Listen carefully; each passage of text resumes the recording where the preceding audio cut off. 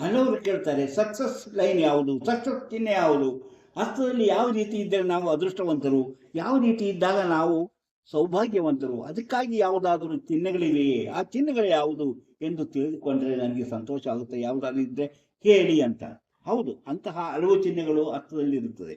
ಅಂತಹ ಚಿಹ್ನೆಗಳಲ್ಲಿ ಇವತ್ತು ನಾನು ವಿ ಚಿಹ್ನೆಗಳ ಬಗ್ಗೆ ಹೇಳ್ತೇನೆ. ಅಂದರೆ good we sign in hand on all mountains ಅಂತ. ಅಂದರೆ ಪರ್ವಗಳಲ್ಲಿರುವಂತಹ ವಿ ಚಿಹ್ನೆಗಳು. ಆ ವಿ ಚಿಹ್ನೆಗಳು ಎಲ್ಲಿದ್ದಾಗ ಏನೇನು ಆಗುತ್ತೆ, ಅದರ ಫಲಗಳೇನು, ಅದು ಯಾವ ರೀತಿ ನಿಮಗೆ ಅನುಭವಕ್ಕೆ ಬರುತ್ತದೆ ಎಂಬುದನ್ನು ತಿಳಿದುಕೊಳ್ಳೋಣ. ಅಂದರೆ ನಾವು ಹಸ್ತ ನೋಡುವಾಗ ಇಂತಹ ಚಿಹ್ನೆಗಳಿದ್ದಾಗ ಅದು ಯಾವ ಪರ್ವದಲ್ಲಿದೆ ಎಂಬುದನ್ನು ನಾವು ಮೊದಲನೇದಾಗಿ ನೋಡಬೇಕು. ಹಾಗೆ ಆ ಪರ್ವಕ್ಕೆ ತಕ್ಕಂತೆ ಅದರ ಗುಣಫಲಗಳನ್ನು ನಾವು ಹೇಳ್ಬೋದು. ಹಾಗೆಯೇ ನಮಗೆ ನಮಗೆ ಹಸ್ತದಲ್ಲಿ ನಮ್ಮ ಚಿಹ್ನೆಗಳಿರುತ್ತದೆ. ಚಿಹ್ನೆಗಳು ಒಳ್ಳೆಯ ಚಿಹ್ನೆಗಳಿರುತ್ತೆ, ಅದೃಷ್ಟ ತರುವಂಥ ಚಿಹ್ನೆಗಳಿದೆ.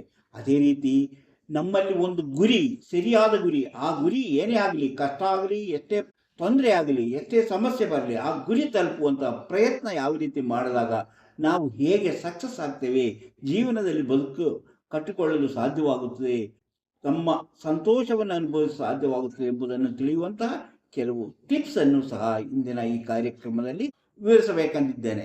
ಅಂತಹ ಎಲ್ಲ ವಿಷಯಗಳನ್ನು ನೋಡುವುದಕ್ಕಿಂತ ಮೊದಲು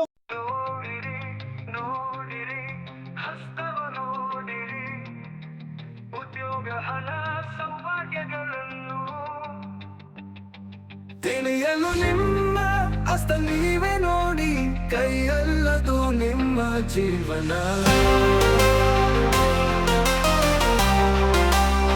ಎಲ್ಲರಿಗೂ ನಮಸ್ಕಾರ. ಮಾಣಿಯ ಟೈಮ್ಸ್ ಯೂಟ್ಯೂಬ್ ಚಾನಲ್ಗೆ ನಿಮಗೆಲ್ಲರಿಗೂ ಸ್ವಾಗತ. ನಾನು ಮೊದಲೇ ಹೇಳಿದೆ ಯಾವ ರೀತಿಯಲ್ಲಿ ನಮ್ಮ ಯಶಸ್ಸಿನ ಚಿಹ್ನೆ ಇರುತ್ತದೆ. ಯಶಸ್ಸಿನ ಚಿಹ್ನೆಗಳಲ್ಲಿ ಈ ವಿ ಚಿಹ್ನೆ ಯಾವ ರೀತಿ ಇದ್ದಾಗ ನಾವು ಜೀವನದಲ್ಲಿ ಅಭಿವೃದ್ಧಿ ಆಗ್ತೇವೆ ಅಂತ ನಾವು ತಿಳಿಯಬಹುದು. ಅಂದರೆ ನಾವು ಮಾಡುವ ಕೆಲಸದಲ್ಲಿ ನಾವು ಸಕ್ಸಸ್ ಆಗ್ತೀವ, ಅಥವಾ ನಾವು ಮಾಡುವ ಉದ್ಯೋಗದಲ್ಲಿ, ಅಥವಾ ನಾವು ಮಾಡುವ ವ್ಯವಹಾರದಲ್ಲಿ, ಅಥವಾ ನಾವು ಮಾಡುವ ಕೃಷಿಯಲ್ಲಿ ನಾವು ಯಶಸ್ವಿಯಾಗುತ್ತೇವೆ. ಅದರಿಂದ ನಮಗೆ ಉತ್ತಮ ಫಲ ದೊರೆತು ನಮ್ಮ ಜೀವನ ಅಭಿವೃದ್ಧಿ ಆಗುತ್ತದೆ ಎಂಬುದನ್ನು ತಿಳಿದುಕೊಳ್ಳಬಹುದು. ಅಂದರೆ ಜೀವನಾಭಿವೃದ್ಧಿ ಅಂದರೆ ಹೆಚ್ಚಿಗೆ ಹಣ, ಮನೆ, ಆಸ್ತಿಗಳನ್ನೆಲ್ಲ ಮಾಡುವಂತಹ ಅದೃಷ್ಟ ಯಾರಿಗಿದೆ ಅವರ ಹಸ್ತದಲ್ಲಿ ಇಂತಹ ವಿ ಚಿಹ್ನೆಗಳು ಕಂಡುಬರುತ್ತದೆ. ಹಾಗಾದರೆ ಆ ಚಿಹ್ನೆಗಳು ಹೇಗಿರುತ್ತದೆ, ಎಲ್ಲಿರುತ್ತದೆ ಎಂಬುದನ್ನು ನಾವು ಈಗ ತಿಳಿದುಕೊಳ್ಳೋಣ. ಇಂತಹ ವಿಚಾರಗಳನ್ನು ಹೊತ್ತು ಬರುತ್ತಿರುವಂತಹ ಮಾಣಿಯ ಟೈಮ್ಸ್ ಯೂಟ್ಯೂಬ್ ಚಾನಲನ್ನು ಇನ್ನೂ ಸಬ್ಸ್ಕ್ರೈಬ್ ಮಾಡಿಲ್ಲವಾದರೆ ಈಗಲೇ ಕೆಳಗೆ ಕಾಣುವ ಸಬ್ಸ್ಕ್ರೈಬ್ ಎಂದು ಬರೆದಿರುವಲ್ಲಿ ಒಮ್ಮೆ ಕ್ಲಿಕ್ ಮಾಡಿ ಸಾಕು, ನೀವು ಸಬ್ಸ್ಕ್ರೈಬ್ ಆಗ್ತೀರಿ. ಅದೇ ರೀತಿ ಪಕ್ಕದಲ್ಲಿ ಕಾಣುವಂತಹ ಗಂಟೆಯ ಚಿಹ್ನೆ ಒಮ್ಮೆ ಕ್ಲಿಕ್ ಮಾಡಿದ್ರೆ ಮಾಣಿಯ ಟೈಮ್ಸ್ ಯೂಟ್ಯೂಬ್ ಚಾನಲ್ ಯಾವುದೇ ಹೊಸ ವಿಡಿಯೋ ಅಪ್ಲೋಡ್ ಆದ ಕೂಡಲೇ ನಿಮ್ಮ ಮೊಬೈಲ್ಗೆ ನೋಟಿಫಿಕೇಶನ್ ಬರುವುದರಿಂದ ನೀವು ಎಲ್ಲ ವಿಡಿಯೋಗಳನ್ನು ನೋಡಿ ಹೆಚ್ಚು ಹೆಚ್ಚು ವಿಷಯಗಳನ್ನು ತಿಳ್ಕೊಳ್ಳಲು ಸಾಧ್ಯವಾಗುತ್ತೆ. ಅದೇ ರೀತಿ ಲೈಕ್ ಮಾಡಿ, ಶೇರ್ ಮಾಡಿ, ಪ್ರೋತ್ಸಾಹ ಕೊಡಿ. ತುಂಬ ಜನರು ತಮ್ಮ ಭವಿಷ್ಯ ತಿಳಿಯುವಂತಹ ಕುತೂಹಲವನ್ನು ವ್ಯಕ್ತಪಡಿಸಿದ್ದಾರೆ. ಅಂಥವರಿಗಾಗಿ ಇದರಲ್ಲಿ ಕೊಟ್ಟಿರುವಂತಹ ವಾಟ್ಸಪ್ ನಂಬರಿಗೆ ವಾಟ್ಸಪ್ ಮೆಸೇಜ್ ಮಾಡಿ. ಎಸ್ ಅಂತ ಕಳಿಸಿ, ಹಾಯ್ ಅಂತ ಕಳಿಸಿ, ನನ್ನ ಭವಿಷ್ಯ ತಿಳಿಯಬೇಕಂತ ಕಳಿಸಿ. ಕೂಡಲೇ ನಿಮಗೆ ಏನು ಮಾಡಿದರೆ ನಿಮ್ಮ ಭವಿಷ್ಯ ತಿಳಿಯಲು ಸಾಧ್ಯ ಎಂಬುದನ್ನು ತಿಳಿಸುತ್ತೇವೆ. ಅದರಂತೆ ಮುಂದುವರೆದರೆ ನಿಮ್ಮ ನಿಖರವಾದ ಭವಿಷ್ಯ ಹುಟ್ಟಿದಾಗಿನಿಂದ ಕೊನೆಯವರೆಗೆ ಏನೇನು ನಡೆಯಬಹುದು ಎಂಬುದನ್ನು ತಿಳಿಸುತ್ತೇವೆ. ಹಾಗೆಯೇ ಜೀವನದಲ್ಲಿ ಬರುವ ಸಮಸ್ಯೆಗಳನ್ನು ಪರಿಹರಿಸುವ ವಿಧಾನವನ್ನು ತಿಳಿಸುತ್ತೇವೆ. ಇದು ನಂಬಿಕೆ ಮತ್ತು ಆಸಕ್ತಿ ಇರುವವರಿಗಾಗಿರುವ ಕಾರ್ಯಕ್ರಮ ಎಂಬುದನ್ನು ಮತ್ತೊಮ್ಮೆ ಹೇಳುತ್ತಿದ್ದೇನೆ. ಈಗ ನಾನು ಹೇಳ್ತೀನಿ ನೋಡಿ, ಸಕ್ಸಸ್ ಅಂದರೆ ಯಾವುದು, ನಿಮ್ಮ ಯಶಸ್ವಿ ಜೀವನಕ್ಕೆ ಯಾವ ಚಿಹ್ನೆ ಇರುತ್ತದೆ ಅಂತ ನಾವು ನೋಡೋಣ. ಈಗ ಸೂರ್ಯನಲ್ಲಿ ಸೂರ್ಯ ಪರ್ವದಲ್ಲಿ ನೋಡಿ, ಇದು ಸೂರ್ಯ ಪರ್ವ, ಇದು ಸೂರ್ಯ ಪರ್ವ ಗೊತ್ತು. ಇಲ್ಲಿ ಈ ತರ ವಿ ಚಿಹ್ನೆ ಅಂದರೆ ಕೊನೆಯಲ್ಲಿ ವಿ ತರ ಇರುತ್ತದೆ. ಈ ರೀತಿಯ ಚಿಹ್ನೆ ಇದ್ದರೆ, ವಿ ಚಿಹ್ನೆ ಇದ್ದರೆ ಅವರು ಸದಾ ಸಮಯವು ಅವರ ಜೀವನದ ಬಗ್ಗೆ ಹೆಚ್ಚಿನ ಆಸಕ್ತಿಯನ್ನು ಬೆಳೆಸಿಕೊಂಡು ಅದನ್ನ ಮಾಡಬೇಕು, ಅದನ್ನು ಯಾವ ರೀತಿ ನಾವು ನಮ್ಮ ಕನಸನ್ನ ನನಸು ಮಾಡಬೇಕು ಎಂಬುದರ ಬಗ್ಗೆ ಯೋಚನೆ ಮಾಡುತ್ತಿರುತ್ತಾರೆ.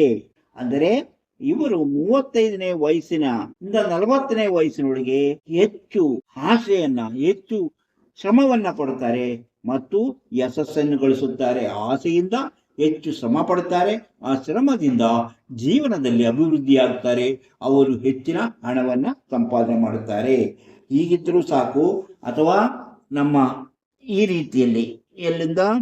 ರೀತಿಯಲ್ಲಿದ್ದರೂ ಹಾಗೇನೆ ಈ ರೀತಿಯಲ್ಲಿದ್ದರೂ ಸಹ ಈಗ ವಿ ಆಕಾರದಲ್ಲಿ ಇಲ್ಲಿ ಒಂದು ಇದ್ದರೆ, ಒಂದು ಗೆರೆಗಳಿದ್ದರೆ ಅವರು ಈಗ ಹೇಳಿದಂತಹ ಅಭಿವೃದ್ಧಿಯನ್ನು ಜೀವನದಲ್ಲಿ 35 ಅಥವಾ 40ನೇ ವಯಸ್ಸಿನೊಳಗೆ ಅವರು ತಮ್ಮ ಜೀವನಾಭಿವೃದ್ಧಿಯನ್ನು ಕಂಡು ಸುಖವಾದ ಜೀವನವನ್ನು ನಡೆಸುವಂತಹ ಸಾಧ್ಯತೆ ಇದೆ ಎಂಬುದನ್ನು ತಿಳಿಯಬೇಕು. ಹಾಗೆ ನೋಡಿ, ಇದನ್ನು ನೋಡಿ, ಇದು ಅದೇ ರೀತಿ ನೋಡಿ, ಅಥವಾ ಇದು ಈ ರೀತಿ ಇದ್ದರೂ ಸಹ ಯಾವ ರೀತಿ, ಈಗ ಈ ರೀತಿ ಇದೆ, ಅದನ್ನ ಇನ್ನು ಕೆಲವರ ಅರ್ಥದಲ್ಲಿ ಸ್ವಲ್ಪ ವ್ಯತ್ಯಾಸ ಆಗಿ ಈ ರೀತಿ ಇರುತ್ತೆ. ಈ ರೀತಿ ಇದ್ದಾಗಲೂ ಅವರು ಸಹ, ಅಂದರೆ ಹೆಚ್ಚಿನ ಅಲ್ಲದಿರೇ ಇದು ಇಷ್ಟೊಂದು ಬರಲ್ಲ, ಹಿಂಗೆ ಹೋಗಿರ್ಬೋದು, ಯಾವುದು ಹೀಗಿದ್ದರೂ ಸಹ ಅವರ ಜೀವನ ಉತ್ತಮ ಫಲಿತಾಂಶದಿಂದ ಕೂಡಿದೆ. ಅವರು ಯಶಸ್ವಿ ಜೀವನ ನಡೆಸುತ್ತಾರೆ, ಸಾಧನೆಯನ್ನು ಮಾಡುತ್ತಾರೆ. ಅಂದರೆ ಅವರು ಬಯಸದೇ ಇದ್ದರೂ ಅವರಿಗೆ ಹಣ ಬಂದು ಸೇರುತ್ತದೆ. ಬಯಸದೇ ಇದ್ದರೂ, ಅವರಿಗೆ ಗೊತ್ತಿಲ್ಲದೆ ಇದ್ದರೂ ಅವರಿಗೆ ಹಣ ಬಂದು ಸೇರುತ್ತದೆ. ಹಾಗೆಯೇ ಅವರಿಗೆ ಒಳ್ಳೆಯ ಹೆಸರು ಮತ್ತು ಕೀರ್ತಿ ಅವರನ್ನು ಹುಡುಕಿಕೊಂಡು ಬರುತ್ತದೆ. ಇದು ಇವರ ಜೀವನದಲ್ಲಿ ಕಾಣುವಂತ ಈ ರೀತಿ ಸೂರ್ಯ ಪರ್ವದಲ್ಲಿ ವಿ ಆಕಾರ ಇದ್ದರೆ, ಅದರ ರೂಪದಲ್ಲಿ ಬದಲಾವಣೆ ಇದ್ದರೆ 35-40 ವರ್ಷದಲ್ಲಿ ಅವರು ಹೆಚ್ಚಿನ ಹಣವನ್ನು ಸಂಪಾದನೆ ಮಾಡಿ ಅವರ ಜೀವನದಲ್ಲಿ ಯಶಸ್ವಿಯಾಗುತ್ತಾರೆ ಎಂಬುದರ ಸೂಚನೆಯಾಗಿದೆ. ಅಂದರೆ ಅವರು ಬಯಸದೇ ಇದ್ದರೂ ಸಹ ಅವರ ಜೀವನದಲ್ಲಿ ಅವರು ಅಂದುಕೊಂಡಿರದ ಹೊತ್ತಿನಲ್ಲಿ ಅವರಿಗೆ ಹೆಚ್ಚಿನ ಹಣ ಬಂದು ಸೇರುವ ಸಾಧ್ಯತೆ ಇದೆ. ಇನ್ನು ಬುಧ ಪರ್ವದಲ್ಲಿ ಈ ರೀತಿಯ ವಿ ಚಿಹ್ನೆ ಇದ್ದರೆ, ಬುಧ ಪರ್ವದಲ್ಲಿ ಇಂತಹ ವಿ ಚಿಹ್ನೆ ಇದ್ದರೆ ಇವರು ಸಹ ಅದೃಷ್ಟವಂತರು. ಅದೇ ರೀತಿ ಇದೇ ರೀತಿ ಅವರಿಗೆ ವ್ಯವಹಾರದಿಂದ ಹೆಚ್ಚಿನ ಹಣವನ್ನ ಇವರು ಸಂಪಾದನೆ ಮಾಡುತ್ತಾರೆ. ಒಂದು ವೇಳೆ ಅದು ಬೇರೆ ರೀತಿಯ ಗೆರೆಗಳಿಂದ ಕೂಡಿದ್ದರೆ, ಅಂದರೆ ಅವರ ರೇಖೆ ನೋಡಿ ಅದೇ ರೀತಿ ಹಿಂಗೆ ಬೇರೆ ಯಾವುದಾದ್ರೂ ಗೆರೆ ಬಂದು ಸೇರಿದ್ದರೆ, ಅಥವಾ ಇದು ಹಿಂಗೆ ಸೇರಿದ್ರೆ, ಅಥವಾ ಇನ್ನೊಂದು ರೀತಿಯಲ್ಲಿ ಅದಿರುತ್ತೆ, ಇದು ಒಂದು ಗೆರೆ ಇರುತ್ತೆ, ಆ ಗೆರೆಗೆ ಈಗ ಒಂದು ಗೆರೆ ಹೀಗೆ ಸೇರಿಕೊಂಡಿದ್ರೆ ಅದರ ಫಲಿತಾಂಶವೇ ಬೇರೆಯಾಗಿರುತ್ತದೆ ಎಂದು ತಿಳಿಯಬೇಕು. ಹೀಗೆ ನಾವು ಅದರ ಫಲಿತಾಂಶ ಬೇರೆಯಾಗಿರುತ್ತದೆ. ಅದು ಹೇಗಿರುತ್ತದೆ? ಅವರು ವ್ಯಾಪಾರ ವ್ಯವಹಾರದಲ್ಲಿ ಹೆಚ್ಚಿನ ಲಾಭವನ್ನ ಗಳಿಸುತ್ತಾರೆ. ವ್ಯಾಪಾರ ವ್ಯವಹಾರ ಬುಧ ಪರ್ವದಲ್ಲಿ ಅದೃಷ್ಟವಂತ ವ್ಯಕ್ತಿಯಾಗಿರುತ್ತಾರೆ. ಅದೇ ರೀತಿ ಹೀಗೆ ಹೇಳಿದ್ನಲ್ಲ, ಈ ರೀತಿ ಇದ್ದಾಗ ಅವರು ವ್ಯಾಪಾರದಲ್ಲಿ, ತಾವು ಮಾಡುವಂತ ವ್ಯಾಪಾರದಲ್ಲಿ ಮಾತ್ರ ಅವರು ಹೆಚ್ಚಿನ ಹಣವನ್ನು ಸಂಪಾದನೆ ಮಾಡಿ ಅವರು ಜೀವನದಲ್ಲಿ ಸುಖ ಭೋಗಗಳನ್ನು ಅನುಭವಿಸುವಂತಹ ಸಾಧ್ಯತೆ ಇದೆ. ಶನಿ ಪರ್ವದಲ್ಲಿದ್ದರೆ ಏನಾಗುತ್ತೆ? ಶನಿ ಪರ್ವ ನಿಮ್ಗೆ ಗೊತ್ತಿದೆ. ಶನಿ ಪರ್ವದಲ್ಲಿ ವಿ ಇದ್ದಾಗ ಏನಾಗುತ್ತೆ? ಶನಿ ಪರ್ವದಲ್ಲಿ ವಿ ಉತ್ತಮ ಕ್ರಿಯೇಷನ್ಸ್, ಅಂದರೆ ಅವರು ಉತ್ತಮವಾದಂತಹ ತಮ್ಮ ಕ್ರಿಯೇಟಿವಿಟಿಯಲ್ಲಿ ತೊಡಗಿಕೊಳ್ಳುತ್ತಾರೆ. ಈ ಕ್ರಿಯೇಟಿವಿಟಿ ಕೆಲಸಗಳಿಂದ ಅವರಿಗೆ ಹೆಚ್ಚಿನ ಹಣ ಸಂಪಾದನೆ ಮಾಡುವಂತಹ ದಾರಿಗಳು ತೆರೆದುಕೊಳ್ಳಲಿದೆ. ಅಂದರೆ ಅವರು ಹೆಚ್ಚಿನ ಹಣವನ್ನು ಸಂಪಾದನೆ ಮಾಡುವಂತಹ ಕ್ರಿಯೇಟಿವಿಟಿ ಅಲ್ಲಿ ತೊಡಗಿಕೊಂಡು ಆ ಕ್ರಿಯೇಷನ್ ಇಂದ ಅವರು ಹೆಚ್ಚಿನ ಹಣವನ್ನು ಸಂಪಾದನೆ ಮಾಡುತ್ತಾರೆ. ಇಂಟೆಲಿಜೆಂಟ್ ವ್ಯಕ್ತಿ ಆಗಿರುವುದರಿಂದ ಅವರು ಜೀವನದಲ್ಲಿ ಸ್ಮಾರ್ಟ್ ತನವನ್ನು ಅಳವಡಿಸಿಕೊಂಡು ಯಶಸ್ಸನ್ನು ಕಾಣುತ್ತಾರೆ. ಅವರು ಕ್ರಿಯೇಟಿವ್ ವ್ಯಕ್ತಿ ಎನಿಸಿಕೊಳ್ಳುತ್ತಾರೆ. ಹಣವೂ ಹರಿದು ಬರುತ್ತದೆ. ಇವರಿಗೆ ಬ್ಯಾಂಕರ್ಸ್ ಹಣದ ವ್ಯವಹಾರದಿಂದ, ಇಲ್ಲವೇ ಆಮದು ರಫ್ತು ಕೆಲಸ ವ್ಯವಹಾರದಿಂದ ಹೆಚ್ಚು ಹಣ ಸಂಪಾದನೆ ಮಾಡುವಂತಹ ದಾರಿ ಕಂಡುಕೊಳ್ಳಲು ಸಾಧ್ಯ. ಇನ್ನು ಗುರುಪರ್ವದಲ್ಲಿ ವಿ ಚಿಹ್ನೆ ಇದ್ದರೆ, ಗುರುಪರ್ವದಲ್ಲಿ ವಿ ಚಿಹ್ನೆ ಇದ್ದರೆ ಏನಾಗುತ್ತದೆ? ಇವರ ಆರ್ಥಿಕ ಸ್ಥಿತಿ ಉತ್ತಮವಾಗಿರುತ್ತದೆ. ಇವರದು ಆರ್ಥಿಕ ಸ್ಥಿತಿ, ಹಣ ಹೂಡಿಕೆ ಮಾಡುವುದು, ಅಂದರೆ ಯಾವುದಾದರೂ ಇನ್ವೆಸ್ಟ್ಮೆಂಟ್, ಅಥವಾ ರಿಯಲ್ ಎಸ್ಟೇಟ್ಗಳಲ್ಲಿ ಹಣ ತೊಡಗಿಸುವುದು ಮುಂತಾದವುಗಳಿಂದ ಹೆಚ್ಚಿನ ಹಣವನ್ನ ಸಂಪಾದನೆ ಮಾಡುವಂತಹ ಅವಕಾಶ ಇವರಿಗೆ ಒದಗಿ ಬರಲಿದೆ. ಆದರೆ ಇದೆಲ್ಲ ಹೇಳಿದಂತಹ ಈ ವಿ ಚಿಹ್ನೆಗಳಿಂದ ಹೇಳಿದಂತಹ ಎಲ್ಲಾ ಚಿಹ್ನೆಗಳು ಉತ್ತಮವಾಗಿದೆ. ಆದರೆ ಇದೀಗ ಇದು ಸೂರ್ಯರೇಖೆ. ಈ ಸೂರ್ಯರೇಖೆಯಲ್ಲೇ ಹೀಗೆ ಇದ್ದಾಗ, ಸೂರ್ಯರೇಖೆಯಲ್ಲೇ ವಿ ಆಕಾರ ಬಂದಾಗ ಅದಕ್ಕೆ ಅದರ ಫಲವೇ ಬೇರೆಯಾಗಿರುತ್ತದೆ. ಇದು ಸ್ವತಂತ್ರವಾಗಿರಬೇಕು. ನಾನು ಇದುವರೆಗೆ ಹೇಳಿದ್ದು ಸ್ವತಂತ್ರವಾಗಿದ್ದಂತಹ ವಿ ಚಿಹ್ನೆಗಳು ಸ್ವತಂತ್ರ, ಅದು ಯಾವುದೇ ಒಂದು ರೇಖೆಯಿಂದ ಆಗಿರಬಾರದು. ಅದೇ ಸ್ವತಂತ್ರವಾಗಿ ವಿ ಆಕಾರ ಈಗ ನೋಡಿ, ಇಲ್ಲಿ ಹೀಗೆ ವಿ ಬರ್ಬೋದು, ಈ ವಿ ಅಲ್ಲ ಅದು, ಇಲ್ಲಿ ವಿ ಬರ್ಬೋದು, ಹೀಗೆ ಯಾವುದೋ ಹೃದಯ ರೇಖೆ ವಿ ಬರ್ಬೋದು. ಆ ರೇಖೆದಲ್ಲ, ಇದು ಸಪರೇಟ್ ಆಗಿ ಇಂಥ ರೇಖೆಗಳು, ಇಂಥ ವಿ ಆಕಾರಗಳು ಬರಬೇಕು. ಆಗ ಮಾತ್ರ ಈಗ ಹೇಳಿದಂತಹ ಆ ಅದೃಷ್ಟ ಆ ವ್ಯಕ್ತಿಗೆ ಇರುತ್ತದೆ ಎಂಬುದನ್ನ ನಾವು ತಿಳಿದುಕೊಳ್ಳಬೇಕು. ಈಗ ನಾವು ಅದನ್ನ ಹೇಳಿದ್ವಿ ನೋಡಿ. ಈಗ ವಿ ಆಕಾರದಿಂದ ಏನು ಉಪಯೋಗ ಎಂಬುದನ್ನ ನಾವು ತಿಳ್ಕೊಂಡು, ಅಂದರೆ ವಿ ಯಲ್ಲಿ ನಾವು ಯಾವ ರೀತಿಯಲ್ಲಿ ವಿಯನ್ನ ನಾವು ಲೆಕ್ಕ ಹಾಕಬಹುದು, ವಿ ಚಿಹ್ನೆಯನ್ನ. ಈಗ ತೆಳ್ಳನೆಯ ಭಾಗ್ಯರೇಖೆ ಇದ್ದರೆ ಉತ್ತಮ ಅಂತ ನೋಡ್ರಿ. ಈ ಭಾಗ್ಯರೇಖೆ ಸ್ಟ್ರೇಟ್ ಲೈನ್, ಇದು ತೆಳ್ಳನೆಯ ಭಾಗ್ಯರೇಖೆ ಉತ್ತಮವಾದದ್ದು. ದಪ್ಪನೆಯ ಭಾಗ್ಯರೇಖೆ ಆದರೆ ಅವರಿಗೆ ಹೆಚ್ಚಿನ ಶ್ರಮ ಬೇಕು. ಹೆಚ್ಚಿನ ಶ್ರಮ ಪಟ್ಟಾಗ ಮಾತ್ರ ಅವರ ಅದೃಷ್ಟಗಳು ಚೆನ್ನಾಗಿ ಬರುತ್ತದೆ. ಹಾಗೆಯೇ ಅಡ್ಡಗೆರೆಗಳು ಬರಬಾರದು.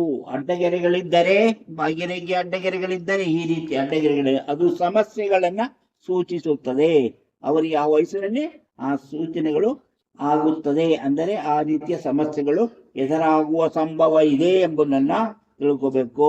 ಹಾಗೆ ನೋಡಿ, ಈಗ ಅದೇ ರೀತಿ ಒಂದೇ ರೀತಿ ಇದನ್ನು ಈಗ ಡೊಂಕ ಆಗಿದ್ದರೆ, ಅಂದರೆ ಈ ಭಾಗ್ಯರೇಖೆ ಡೊಂಕ ಆಗಿದ್ದರೆ, ಹಾವಿನಂತೆ ಡೊಂಕ ಆಗಿದ್ದರೆ ಅವರು ಒಂದೇ ಉದ್ಯೋಗದಲ್ಲಿ ನಿಲ್ಲುವುದಿಲ್ಲ.